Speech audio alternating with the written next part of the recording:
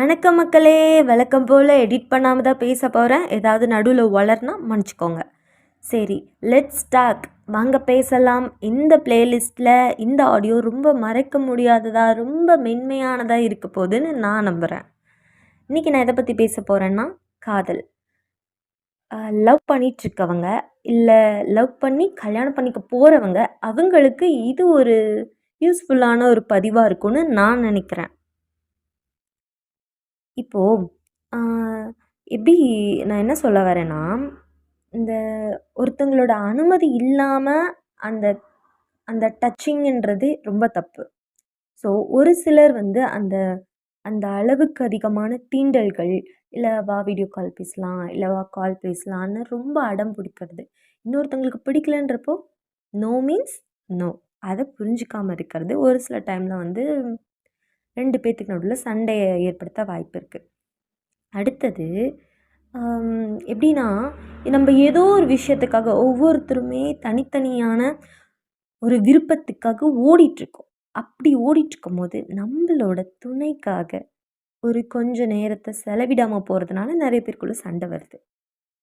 என்னதான் சண்டை வந்தாலும் அந்த கடைசியாக அந்த நாள் முடிவில் நான் உன்னை விட்டு போக மாட்டேன்னு சொல்லி நேரில் இருந்தால் கையை பிடிச்சி சொல்கிறதும், இல்லை ரொம்ப தொலைவில் இருக்காங்கன்னா நான் இருக்கேன், நான் எப்போவுமே இருப்பேன்னு ஒரு சில வார்த்தைகள் சொல்கிறது மூலியமாகவும் அவங்க மனசில் ஆழ்ந்த இடத்த பிடிக்க முடியும்.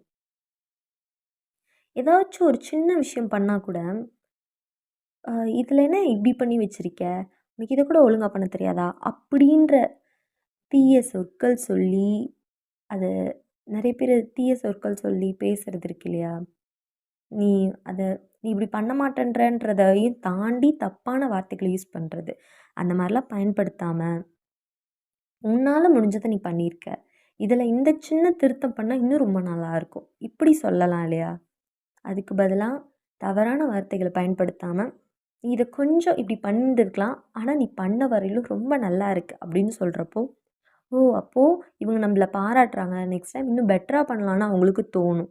அதுவே நீங்கள் வந்து நீ ஏன் இப்படி பண்ணி வச்சுருக்க, உனக்கு கொஞ்சம் கூட அறிவே இல்லையா அப்படின்ட்டு நம்ம சொல்கிறப்போ அவங்களுக்குள்ளேயே ஒரு தாழ்வு மனப்பான்மையை நம்மளே உருவாக்குறோம். இதுதான் உண்மை. சரி, வேற என்ன? ஒரு சிலர் வந்து பையன் வந்து அழவே மாட்டான் அப்படின்ற ஒரு ஸ்டீரியோ டைப் இருக்குது. இந்த சொசைட்டி அப்படி தான் சொல்லுது. பையனா வேலை செய்ய மாட்டான், பையனா அழுகவே மாட்டான். அதுவே 2 பேர் காதலிக்கிறாங்க, பையனும் பொண்ணும். கொஞ்சம் பொண்ணு வந்து கொஞ்சம் டாமினேட் பண்ணுற மாதிரியும், பையன் வந்து எதுக்கு எடுத்தாலும் அழுகுற மாதிரியும் இருக்கப்போ, அந்த பொண்ணும் சரி பையனும் சரி, அந்த யார் டாமினேட் பண்ணுறாங்களோ அவங்க இன்னொருத்தங்க அழுகுறப்போ, இதுக்கெல்லாமா அழுவ அப்படின்னு சொல்கிறதுக்கு பதிலாக அவங்களும் வேற வேற ஒரு சூழ்நிலையில் வளர்ந்துருப்பாங்க, இவங்க வேறு சூழ்நிலையில் வளர்ந்துருப்பாங்க. ஆணோ பெண்ணோ அவங்க வளர்கிற அந்த சூழ்நிலையை பொறுத்து அவங்க கண்ணீர், அவங்க எதுக்கு எடுத்தாலும் உணர்ச்சி வசப்படுறதுன்றது முடிவாகுது. அப்படி இருக்கப்போ நம்ம வந்து இதுக்கெல்லாம் அழுவ, ஆம்பளை பையன் நீ அழுவுற, பொண்ணுங்க இப்போலாம் எப்படி இருக்காங்க தெரியுமா, பொண்ணாக இருந்துக்கிட்டு இப்படி அழுவுற, இதெல்லாம் தேவையில்லாதது. அவங்களோட உணர்ச்சிகளுக்கு நம்ம மதிப்பு கொடுத்தா தான் அந்த விஷயமும் அழகு, நம்மளும் அப்போ அழகாக இருப்போம். அடுத்தது திருமணம் அப்படின்றதும் காதல்ன்றதுமே ஒரு எப்படி சொல்கிறது, ஒரு சப்போர்ட் மாதிரி தான். நம்ம துணைக்கு நம்ம துணையாக இருக்கிறதுக்கு தான் அந்த காதலும் திருமணமும். அதுக்கு பதிலாக அடிமையாக வச்சுக்கிறதுல என்னங்க நியாயம் இருக்குது. காலம் முழுக்க நீ எனக்கு அடிமையாக தான் இருக்கணும் அப்படின்னு இருக்காதீங்க. சப்போஸ் அவங்க நான் போயே ஆவேன் அப்படின்னா விட்டுருங்க. அவங்க வாழ்க்கை அவங்க முடிவு பண்ணிக்கிட்டோம். உங்கள் கூட இருக்காங்களா, இருக்கிறவங்களும் நல்லா பார்த்துக்கோங்க. இங்கே வந்து எப்படி சொல்கிறது, விதியை மதியால் வெல்லலான்னு சொல்கிறாங்க. ஆனால் இது எல்லா இடத்துலையும் பொருந்துமானா இல்லை. ஏன்னா ஒவ்வொருத்தரோட மனநிலையும் வேறு மாதிரி இருக்குது.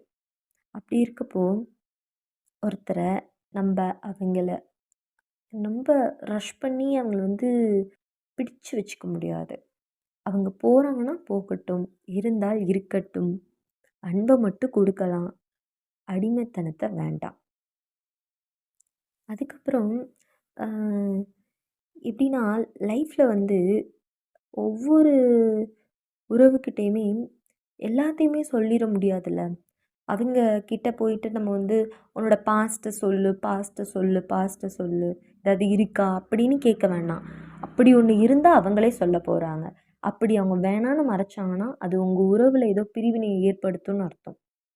தேவையில்லாத குப்பைன்னு நினைக்கிறாங்கல்ல, தேவையில்லாத ஏதோ ஒரு விஷயம்னு நினச்சி அவங்க அந்த விஷயத்த வேண்டான்னு நினைக்கிறப்போ அந்த விஷயத்த அவங்க வேண்டான்னு நினைக்கிறாங்க.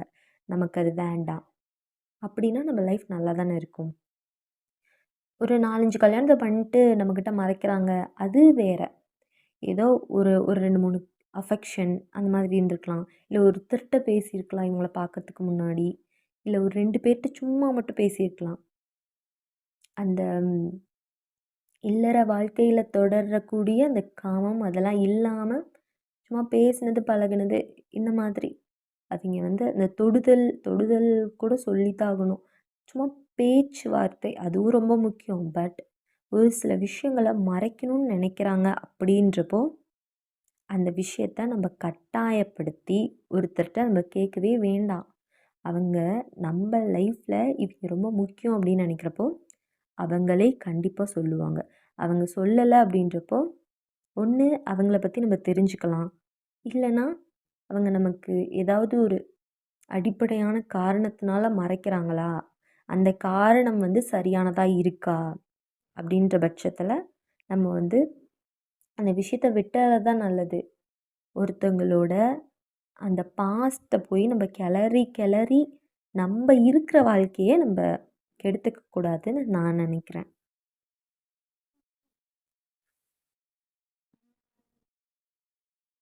இந்த காதல் மொழின்றது ரொம்ப அழகானது. நம்ம அன்பு கொடுக்குறப்போ அந்த அன்பு நமக்கு வந்து எப்படி கிடைக்கும்னா, நம்ம கொடுக்குற அன்பை விட பல மடங்கு அதிகமாக கிடைக்கும். அதே மாதிரி ஒரு சின்ன சின்ன வெறுப்புகளை கொடுக்குறப்போ எங்கன்னா உண்மையான காதலில் சின்ன சின்ன வெறுப்புகளை நீங்கள் கொடுத்து பாருங்கள், அது நமக்கும் சேர்த்து பாதிப்பை கொடுக்கும். அப்போது நீங்களே முடிவு பண்ணிக்கோங்க, கொடுக்க வேண்டியது காதலையா, அன்பையா, இல்லை வெறுப்பையான்னு. இது போல் ஒரு சுவாரஸ்யமான ஆடியோவோட நாளைக்கு சந்திக்கிறேன். டாட்டா, பாய் பாய்.